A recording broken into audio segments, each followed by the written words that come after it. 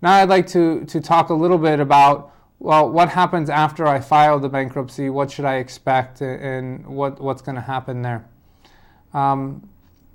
Once you file the bankruptcy case, whether you file a Chapter 7 or a Chapter 13, you're going to have a meeting of creditors, also known as a 341 meeting.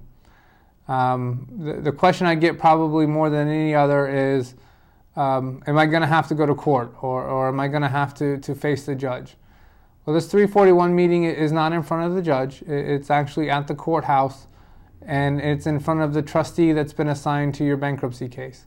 In Chapter 7, it could be any one of a number of trustees. In a Chapter 13 here in Southwest Florida, it's always the same trustee. But these meetings are scheduled, 4 of them are scheduled for every half an hour. This meeting isn't meant to embarrass somebody. It's not meant to say, look at who filed bankruptcy. This meeting is the trustees' chance to ask questions that they have about the schedules. This meeting is the chance to correct anything or bring anything to the trustees' attention that we need to. Now, one of the things that most frequently somebody says to me after their 341 meeting is that it wasn't as bad as I expected. And that's true. These 341 meetings are not meant to be intimidating. They're not meant to cause you to lose sleep at night. The most important thing somebody can do to prepare for a 341 meeting or prepare for the trustee meeting is actually done before they ever file the case. The more complete the information that you're able to gather, making sure that you list all of your assets, making sure you list all of your creditors, those are all things that are going to help your 341 meeting go faster, go smoother, and be a little bit less intimidating.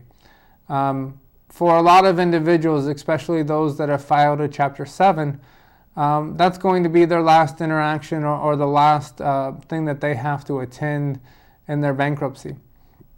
If their bankruptcy case or their assets are under that $6,000 limit that we talked about previously, typically they're going to get what they call a report of no distribution, meaning that there are no assets or there are no distributions to be made to the creditors, and the case will get closed, and that's the last thing the debtor has to do, other than follow up with there's a financial management course and a domestic support paper that they have to file.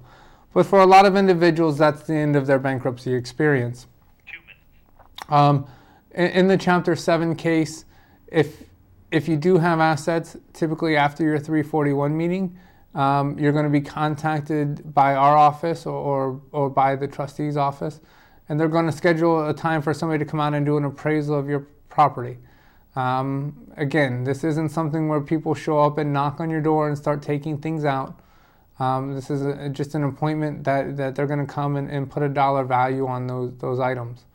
Once the trustees put a dollar value on those items, they're going to analyze to see if you exceed the exemptions. And at that point, if you have exceeded the exemptions, you'll go into a payment plan. The process after a 341 and a Chapter 13 is a little bit different. Typically, what will happen is you'll have a confirmation hearing scheduled. 1 minute.